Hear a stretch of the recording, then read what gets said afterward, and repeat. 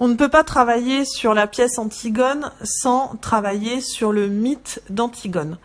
Alors, je vous rappelle ce qu'est un mythe. On repart de l'étymologie du mot.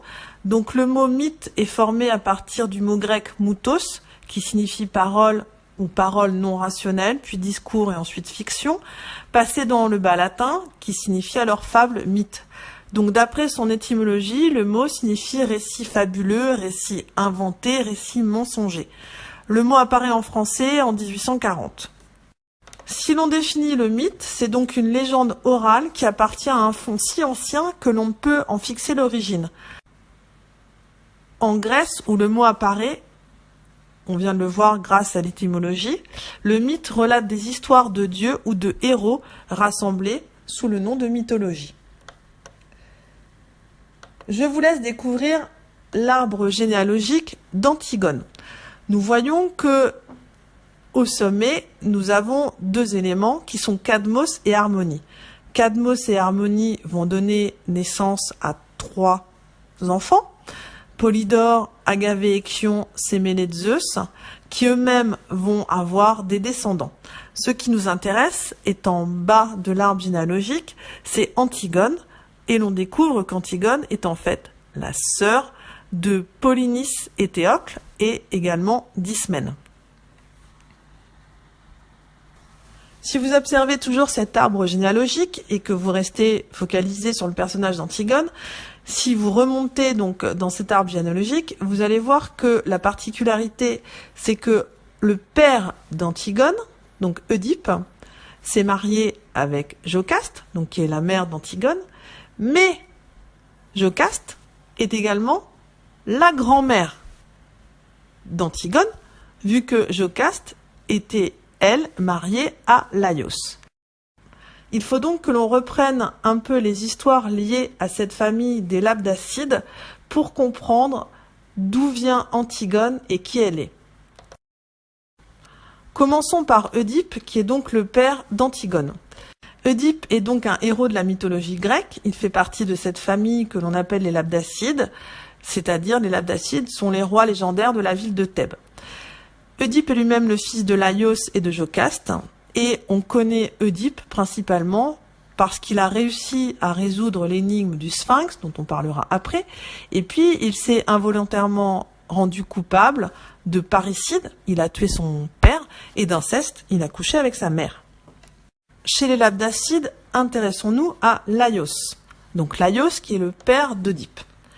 Il n'a qu'un an à la mort de son père, et la régence, donc le royaume, est confié à son grand-oncle Lycos. Quand il atteint la majorité, Laios, au lieu de monter sur le trône, est chassé de Thèbes et trouve asile auprès du roi Pélops.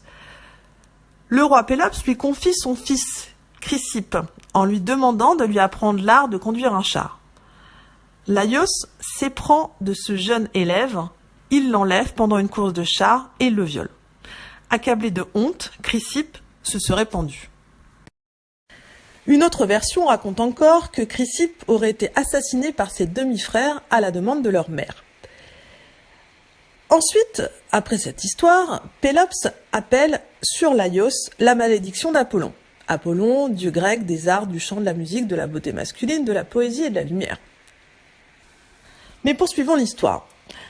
Après que Zétos, qui régnait sur Thèbes avec son jumeau Amphion, se soit donné la mort, Laios devient finalement roi de Thèbes et épouse Jocaste.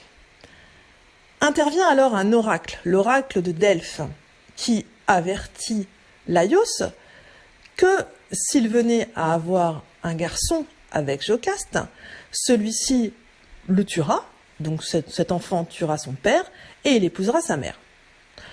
Laios, prudent, essaie d'éviter d'avoir toute relation sexuelle avec son épouse Jocaste. Mais une nuit, alors que Laios a un peu trop bu, il se jette sur Jocaste et la reine de Thèbes, donc Jocaste, finit par être enceinte et elle accouche d'un garçon. Rapidement, le couple, Laios-Jocaste, décide d'abandonner l'enfant pour conjurer l'oracle. Alors, Laios lui lie les pieds et l'accroche à un arbre pour être certain qu'il meurt. Les pieds qui étaient attachés gonflent. Le petit Oedipe n'a aucune chance de s'en sortir. Il est là, pendu, attaché par les pieds, mais heureusement, un berger passe par là, il le trouve, le récupère et décide de le confier au roi et à la reine de Corinthe, qui sont Polype et Mérope, qui eux aussi n'arrivaient pas à avoir d'enfants. Ils vont donc élever Oedipe comme si c'était leur fils, et ils l'appellent Oedipe justement parce que Oedipus signifie les pieds gonflés, les pieds tuméfiés, comme un œdème, quelque chose qui a gonflé. Le roi et la reine de Corinthe, donc Polype et Mérope, ne peuvent dévoiler le secret de l'origine d'Oedipe. Et tout le monde est persuadé que Oedipe est bien leur fils. Bien des années plus tard, Oedipe va consulter l'oracle de Delphes pour savoir ce qu'il va faire de sa vie. Et la Pythie lui apprend la malédiction. Tu tueras ton père et tu épouseras ta mère. C'est un coup dur, Oedipe décide donc de quitter ses parents pour conjurer cette malédiction. Il quitte Polype et Mérode et il s'en va. Il quitte donc Corinthe et se rend en direction de Thèbes.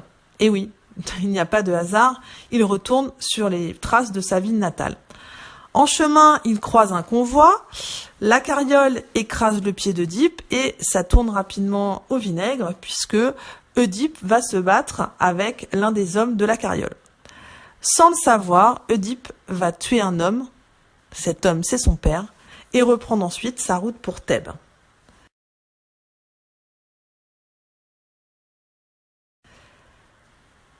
Loin de se préoccuper d'avoir tué un homme sur sa route, Oedipe arrive à Thèbes et il se rend compte que c'est un peu l'apocalypse dans la ville. Il y a une nouvelle malédiction qui touche les Labdacides, un sphinx sème la terreur dans la ville. Ce monstre ravage les cultures, mange les humains, c'est une créature mi-femme, mi-lion, mi-oiseau, qui pose une énigme et si la personne ne sait pas répondre, elle le dévore. Le sphinx ne quittera la ville que lorsque quelqu'un aura trouvé la réponse à son énigme. De plus, on apprend que le roi Laios a disparu. Alors c'est le frère de la reine Jocaste, Créon, qui va reprendre la régence. Créon décide de faire d'une pierre deux coups et annonce que l'homme qui parviendra à résoudre l'énigme du sphinx deviendra roi de Thèbes et pourra épouser Jocaste. Et donc, c'est au tour d'Oedipe d'être soumis à l'énigme du sphinx. Je vous rappelle l'énigme, archi connue. Quel être pourvu d'une seule voix a d'abord 4 jambes, puis 2 jambes et finalement 3 jambes?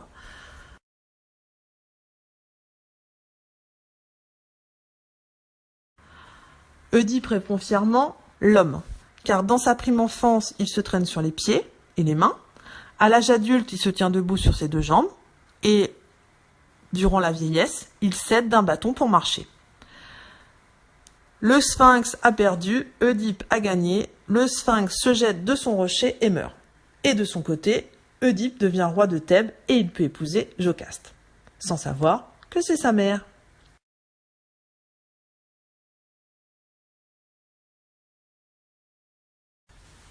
De son mariage avec Jocaste, donc avec sa mère, Oedipe va avoir 4 enfants. 2 garçons, 2 filles. Les 2 garçons se prénomment Éthéocle et Polynice. Les 2 filles, Antigone et Ismène. Jusque-là, tout va bien, tout le monde est heureux, dans le meilleur des mondes. Et puis soudain, la peste va envahir la ville de Thèbes. Alors une autre version raconte que la ville est devenue infertile, que les cultures meurent et que ni les humains ni les animaux n'arrivent à se reproduire. Quoi qu'il en soit, le roi de Thèbes, donc Oedipe, ne sait plus quoi faire pour épargner son peuple. Alors il décide d'aller consulter une fois de plus l'oracle de Delphes et la Pythie lui dit que pour délivrer Thèbes de la peste, il faut chasser de la ville l'assassin de Laios. Ni une ni deux, Oedipe mène l'enquête. Il veut découvrir qui est l'assassin qui a fait de lui un roi. Eh oui, mais bon, à force d'enquête, il se rend compte qu'il est lui, Oedipe, le meurtrier de Laios. Il comprend donc qu'il a tué son propre père et qu'il a fini par épouser sa mère. Lorsque Jocaste, donc la mère et également l'épouse d'Oedipe, apprend qu'elle s'est mariée avec son propre fils, elle se tue. Alors il y a différentes versions de la mort de Jocaste. Certains prétendent qu'elle s'est pendue avec sa robe, d'autres qu'elle s'est poignardée. En attendant, En découvrant le corps inanimé, le corps sans vie de sa mère, qui est aussi son épouse, sa femme, Oedipe, lui, préfère se crever les yeux. Et il prend la route de l'exil, il quitte Thèbes. Il est renié par ses enfants, donc Éthéocle, Polynice et Ismène, sauf Antigone. Et donc, Oedipe et Antigone partent tous les deux en direction de Colone. Créon, l'oncle, récupère donc d'une fois de plus le pouvoir. Il assure la régence le temps que Polynice et Éthéocle, les deux fils d'Oedipe et Jocaste, soient en âge de régner.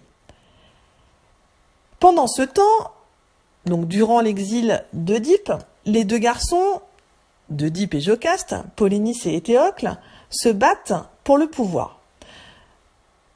Pendant l'exil de leur père, ils étaient parvenus à un compromis, un règne d'1 an en alternance. Mais Éthéocle, qui est soutenu par Créon, compte bien rester au pouvoir beaucoup plus longtemps. Alors Polynice monte une armée avec les rois des 7 villes d'à côté, et il compte reprendre la ville par la force. La Pythie intervient de nouveau et transmet un message divin. Le lieu où reposera Oedipe sera protégé de toute invasion. Alors les deux frères, Éthéocle et Polynice, retrouvent leur père, Oedipe, et ils souhaitent qu'Oedipe se rallie à l'un d'eux, qu'Oedipe choisisse de défendre Éthéocle ou de défendre Polynice pour être le nouveau roi de Thèbes. Oedipe refuse de prendre parti, et il leur jette une malédiction. Il leur prédit qu'ils se donneront mutuellement la mort. Pendant ce temps-là, Oedipe va rester encore quelque temps à Colone, tout près d'Athènes. Il va même y mourir et il va protéger ainsi la zone des invasions. Lorsque la guerre des 7 contre Thèbes commence, les deux frères, Polynice et Éthéocle, effectivement, s'entretuent. On n'échappe pas à une malédiction. C'est encore Créon, le frère de Jocaste et donc l'oncle d'Antigone, qui va récupérer le pouvoir.